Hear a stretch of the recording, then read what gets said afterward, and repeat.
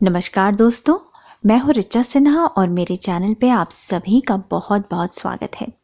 दोस्तों, फागुन माह के कृष्ण पक्ष की चतुर्दशी तिथि को महाशिवरात्रि का व्रत किया जाता है और शिव पुराण के अनुसार जो भी भक्त महाशिवरात्रि का व्रत पूरी भक्ति भावना से श्रद्धा पूर्वक करते हैं, भगवान भोलेनाथ की कृपा से उनके सभी मनोरथ पूर्ण होते हैं। तो दोस्तों, इस साल महाशिवरात्रि का व्रत किया जाएगा 1 मार्च मंगलवार के दिन। शास्त्रों के अनुसार ऐसी मान्यता है कि महाशिवरात्रि के दिन ही भगवान शिव और माता पार्वती का विवाह हुआ था।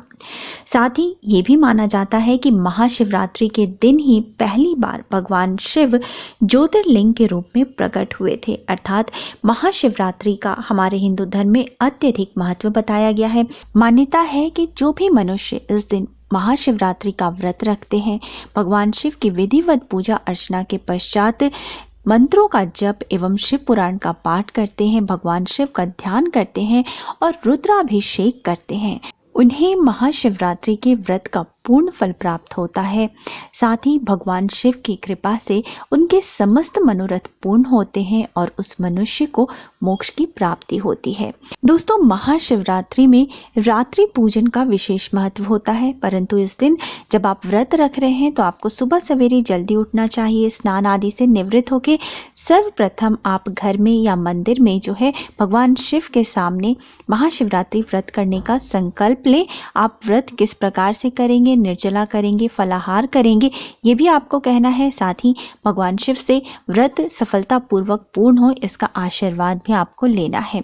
सुबह में अगर संभव हो तो शिव मंदिर जरूर जाएं, वहां भगवान का अभिषेक करें, पूजा अर्चना करें और शाम के समय पुनः स्नान आदि से निवृत्त होकर साफ स्वच्छ वस्त्र धारण करें और पुनः भगवान शिव और माता पार्वती की विधिवत पूजा अर्चना करें। महाशिवरात्रि की पूजा रात में 1 बार या फिर 4 बार अलग अलग प्रकार से की जाती है।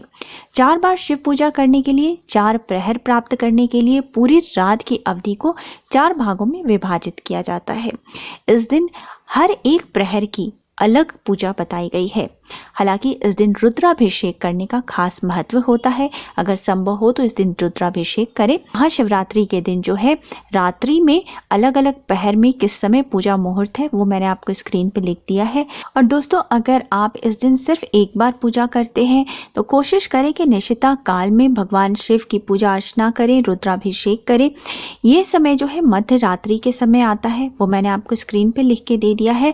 तो इस समय जो है भगवान शिव की आराधना का विशेष महत्व बताया गया है। अब दोस्तों, महाशिवरात्रि में भगवान शिव की पूजा अर्चना करना बहुत ही फलदायी होता है, ये हम सभी जानते हैं। भोलेनाथ को देवों का देव यानी महादेव कहा जाता है। शास्त्रों के अनुसार भगवान शिव ही आदि और अनंत हैं। सभी देवताओं में भगवान शिव ही एकमात्र ऐसे देवता हैं जिनके लिंग रूप में पूजा की जाती है। उनकी कृपा प्राप्त करने के लिए उन्हें ऐसी बहुत सी चीजें अर्पित की जाती हैं जो अन्य किसी भी देव को नहीं चढ़ाई जाती, जैसे आँख, बेलपत्र, भांग, धतूरा आदि। लेकिन बहुत सी ऐसी वस्तुएं भी हैं जो और देवताओं को चढ़ाई जाती हैं, परंतु भगवान आशुतोष को पूजा के दौरान इन चीज़ों को चढ़ाना बिल्कुल ही मना है। शायद इसलिए भूलवश या अज्ञानतावश शिव भक्त जिनको ये नहीं पता है पूजा में इन चीज़ों को अर्पित करते हैं और पूजा का पूर्ण फल नहीं प्राप्त कर पाते। जैसे कि सबसे पहले हम लेते हैं शंख का उदाहरण। हिंदू धर्म में शंख को बहुत ही पवित्र माना जाता है और लगभग सभी पूजा के कार्यों में शंख का प्रयोग होता है। लेकिन भगवान शिव के शिवलिंग पर शंख से जल चढ़ाना वर्जित है। उन्हें कभी भी शंख से जल नहीं चढ़ाना चाहिए। साथ ही शिवलिंग का अभिषेक कभी भी नारियल के पानी से नहीं करना चाहिए। नारियल देवी लक्ष्मी का प्रतीक माना जाता है जिसका संबंध भगवान विष्णु से है, इसलिए शिव जी की पूजा में भूलकर भी नारियल का प्रयोग नहीं करना चाहिए। दोस्तों, उसी प्रकार तुलसी है। तुलसी भी बहुत पवित्र मानी जाती है और लगभग सभी देव कार्यों में इसका प्रयोग किया जाता है, लेकिन तुलसी को भगवान भोलेनाथ पर चढ़ाना मना है। ऐसा बहुत से लोग हैं जिनको ये पता नहीं है और वह नित्य भगवान शिव की पूजा में उन्हें तुलसी दल अर्पित कर करते हैं जिससे उनकी पूजा पूर्ण नहीं होती। धार्मिक कार्यों में कई पूजा कार्य हल्दी, कुमकुम और सिंदूर के बिना पूर्ण नहीं माने जाते, पर इन वस्तुओं का उपयोग भगवान शिव की पूजा में नहीं किया जाता, क्योंकि ये तीनों चीज़ें जो है वो स्त्री सौंदर्य प्रसाधन के उपयोग में लाई जाती हैं और शास्त्रों के अनुसार शिवलिंग पुरुषत्व का प्रतीक माना जाता है। इसी वजह से महादेव जी को हल्दी नहीं चढ़ाई जाती। भगवान शिव सफ़ेद रंग के फूलों से शीघ्र ही प्रसन्न हो जाते हैं। उन्हें कमल और कनेर के अलावा कोई भी लाल रंग के फूल नहीं चढ़ाए जाते।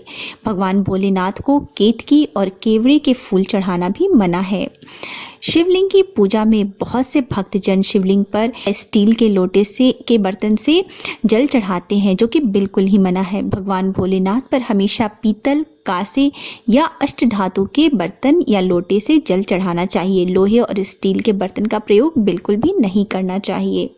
भगवान शिव को सफ़ेद रंग बहुत ही प्रिय है, इसलिए उन्हें यथासंभव सफ़ेद चंदन से ही तिलक लगाना चाहिए। शिवलिंग पर बेलपत्र अर्पित करने से महादेव जी शीघ्र प्रसन्न हो जाते हैं, ये हम सभी जानते हैं।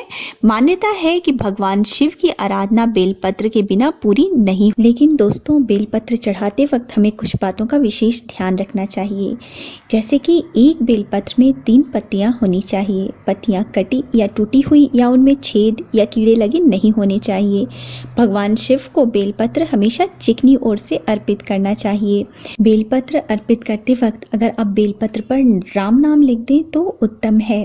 बिना जल के बेलपत्र अर्पित नहीं करना चाहिए। शिव जी को बेलपत्र अर्पित करते समय साथ ही में जल की धार जरूर चढ़ाएं।